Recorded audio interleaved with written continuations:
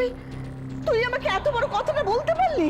মেয়েটাকে একটা অসহায় অবস্থার মধ্যে আমি নিয়ে এসেছিলাম,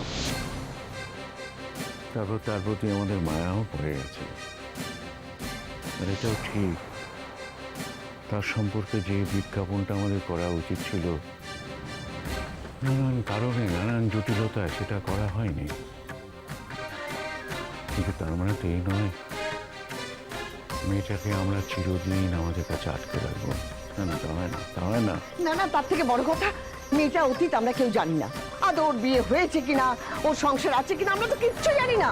ধরে নিলাম মেয়েটার কোনো সংসার ধর্ম ছিল না, কারণ ওকে যখন নিয়ে এসেছিলুম তখন তোর কপালে আমি সিঁদুর টিঁদুর কিছু দেখতে পাইনি। কিন্তু এটাও ঠিক, ওইরকম একটা মেয়ের যার সংসার ধর্ম নেই, তার আমাদের সমাজে থাকাটা খুব অবাস্তব। কিন্তু তার মানে তো এই নয় ওর কপালে সিঁদুর পরিয়ে ওকে স্ত্রীর মর্যাদা দিতে হবে। বাবা, আমি একটা কথা বুঝতে পারছি না মা, আমি তোমাকেও বলছি। আচ্ছা, তোমাদের কি মনে হচ্ছে না যে এই বিয়ের ব্যাপারে আমি যে সিদ্ধান্তটা নিতে চলেছি সেই ব্যাপারে আমি যথেষ্ট অ্যাডাল্ট? এখন তোমরা যদি ভাবো যে এই ব্যাপারেও আমি তোমাদের মুখাপেক্ষী হয়ে থাকবো, তোমরা তো বড্ড বেশি এক্সপেক্ট করছো আমার কাছ থেকে। রাজা, আমি বলছি শোন, তোর সঙ্গে দেবিকার এত বছরের একটা সম্পর্ক, আমি মানছি যে দেবিকার কিছু সমস্যা আছে, কিন্তু তুই তো সেই সমস্যাগুলো মেনে নিয়ে তার সঙ্গে এত বছর ধরে মিশেছিস। হ্যাঁ, মানে তোরা স্বামী স্ত্রীর মতো চলাফেরা করেছিস, তাহলে আজ হঠাৎ কি হলো যে দেবিকার সঙ্গে তোর মুখ দেখা থেকে বন্ধ হয়ে গেল? আচ্ছা, কে বলেছে মা যে ওর সঙ্গে আমার মুখ দেখা থেকে বন্ধ?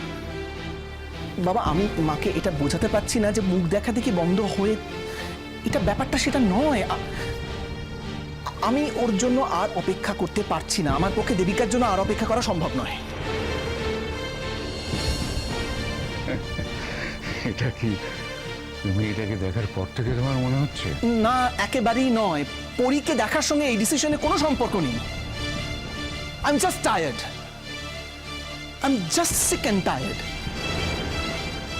দেবিকার জন্য আমি এত কাল অপেক্ষা করেছি, কিন্তু ও একটার পর একটা সমস্যার মধ্যে নিজেকে জড়িয়ে ফেলেছে, এবং সেই সমস্যাগুলো থেকে ও বেরিয়ে আসার কোনো চেষ্টা করেনি, কোনো রকমের কোনো চেষ্টা করেনি। আমি বরঞ্চ ওকে বলেছিলাম, বেশ, তোমার যা সমস্যা আছে সেই সমস্যাগুলো নিয়েই তুমি আমার কাছে এসো। না, ও তাতেও রাজি নয়। আমাকে ওর সমস্যার সঙ্গেও জড়াবে না, ওর জীবনের সঙ্গেও জড়াবে না। তাহলে আমি কি করতে পারি বলো তো মা? আমার তো জীবনে প্ল্যানিং আছে, আমার তো ধৈর্যের একটা লিমিট আছে। বেশ, আমি বুঝলাম যে দেবিকা তোকে এত বছর ধরে অপেক্ষা করিয়েছে।